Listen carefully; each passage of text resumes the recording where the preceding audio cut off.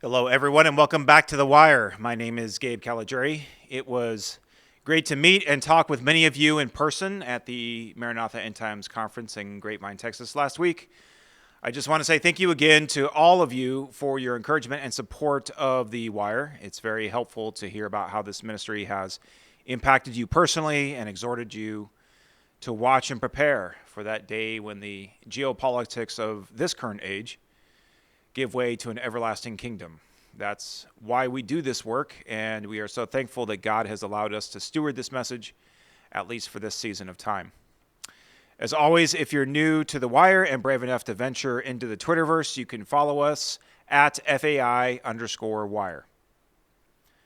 Okay, enough of that sentimentality. It's time to get down to business. We have a few timely updates for you this weekend.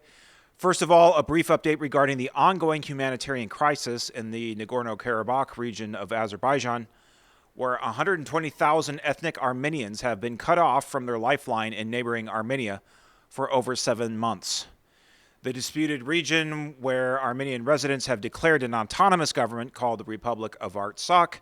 has increasingly become the focus of hostilities between Armenia and Azerbaijan, since the latter occupied about 30% of the territory during a brief war in October 2020. That war displaced about half of the Armenian population in the disputed territory. Videos shot by Azeri soldiers during the war showed an intentional campaign of ethnic cleansing and murder of civilians in their homes and the mutilation of the bodies of female Armenian soldiers. Almost 3 years later, a final peace agreement has not been reached between the two neighbors, leaving the Azeri government in a position to continue pressuring the surrounded Armenian population inside its border.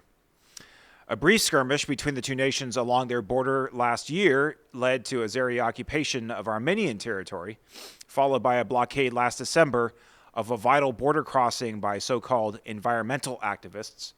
many of whom were later proven to be Azeri government employees who refused to let commercial trucks cross the border to bring food, fuel, and medicine to the Armenians in Nagorno-Karabakh along the vital Lakin corridor. Eventually, the Azeri military dropped the pretense of a protest and set up a checkpoint at the border crossing in April, in violation of the 2020 ceasefire agreement. Now, over 7 months into the blockade, the humanitarian situation in Nagorno-Karabakh is dire for its 120,000 Armenian residents. Store shelves are empty, parents are bartering online to feed their children, almost half of pregnancies are ending in miscarriage, and there's still no significant movement by the Russian peacekeeping force or the international community to end the blockade. The current crisis is especially painful for Armenians considering Azerbaijan's partnership with neighboring Turkey, where a genocide was committed against the Armenian people between 1915 and 1918, when over 1 million Armenians were deported from Turkey proper for supposed collaboration with the enemies of the Ottoman Empire during World War I. They were sent on death marches, housed in concentration camps, beaten, raped, starved to death, and some even crucified in what would become a template for Adolf Hitler and the SS leadership in their formulation of the final solution to the Jewish question 30 years later. Now, over a century after the genocide that the Turkish government still refuses to recognize as such, Armenians across the world are afraid that Turkey is planning to use the Azeri-Armenian war as a proxy conflict to invade and occupy the tiny nation of Armenia, thereby creating a contiguous land bridge of Turkic nations that stretches from the Mediterranean Sea to the Caspian Sea and beyond to the western border of China. Turkey has certainly given Armenians reason to fear this outcome in recent years, as Turkey has orchestrated similar proxy wars against autonomous Kurds in Syria and Iraq, has continued to build up its military presence in Turkish-occupied northern Cyprus, an occupation which just marked its 49th anniversary this week in violation of international law, and Turkish President Recep Tayyip Erdogan has used increasingly bellicose language against neighboring Greece, Turkey's arch-rival, but also technically an ally in the NATO alliance.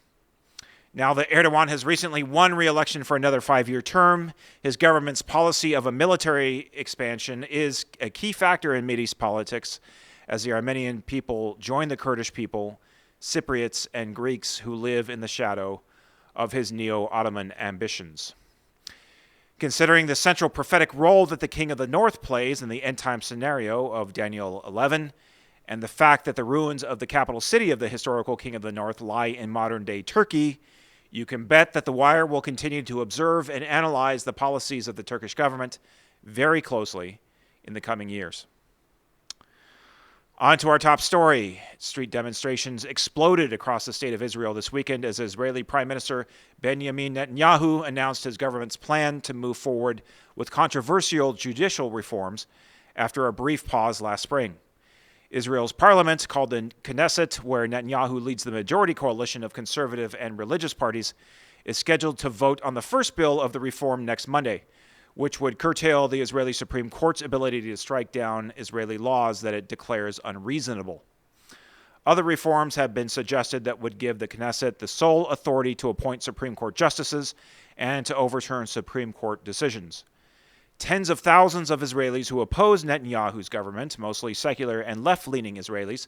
took to the streets of Tel Aviv on Thursday and Friday, with hundreds beginning a long march in hot weather down the 70-kilometer highway that connects Tel Aviv to Jerusalem. Over 1,100 Israeli military reservists, including 500 pilots, have threatened to resign from the IDF if the law passes next week, which would be an unprecedented move in the 75-year history of the State of Israel, and which would compromise the defense of the Jewish state as the issues of Iran's nuclear program and Hezbollah's buildup in Lebanon and Syria continuing to escalate towards what most Israeli leaders believe will be a major conflict. Israel recently closed another purchase of U.S.-manufactured F-35 stealth fighters, increasing its fleet to almost 40, while also conducting its first test of U.S.-made so-called bunker buster bombs, which would naturally be the weapon of choice in any Israeli military strike on Iran's fortified underground nuclear facilities. The Wire recently published a special report entitled Israel's Coming Storm, possibly the most important piece we've ever written on the State of Israel, which examines the history of Israel's so-called three sovereignties during the dynasties of King David and the Maccabees, as well as the modern state of Israel, emphasizing how internal division and tribalism within each Jewish sovereignty at the height of their power and prosperity led to a rapid decline at the end of their sovereignty in less than 80 years. Looking at the increasing political divide between secular and leftist Israelis on one side and right-wing conservative and religious Israelis on the other side makes us wonder if a repeat of the historical trend is approaching, and if the early signs of Israel's final cycle of covenant chastisement leading to the end of the age might be starting to show. As always, we ask the Global Maranatha family to use this information as a springboard for prayerful intercession for the Jewish people and all of the unreached people groups in the Middle East, and also as an exhortation to action. During the Maranatha Conference, Dalton Thomas and Marco Moreno announced the launch of the new Genesis initiative, which will partner with the Israeli Defense Forces and Western churches to train civilians in crisis response. Beginning with a small pilot later this year, volunteers will be trained in Israel by the fastest and most effective crisis response teams in the world over a period of days, so that they can be ready to mobilize from wherever they live in the world to respond to crisis in designated communities across the Jewish state. The same training can also be used to rapidly mobilize crisis response teams in other parts of the world, often to places in the Muslim world where Israeli search and rescue teams cannot go, but where their capabilities are recognized. This initiative is a golden opportunity to show the love and light of Jesus to both the Jewish people and the unreached nations surrounding them, as the birthing pangs of the end of the age continue to increase in the coming years. There is no doubt that crisis response will be the tip of the spear for the Great Commission in the coming years, and Genesis is being formed ahead of the curve to be ready when disaster opens a wide, effectual door for laborers to enter unharvested fields. You can sign up for email updates on the Genesis Project at genesiscrisisresponse.com.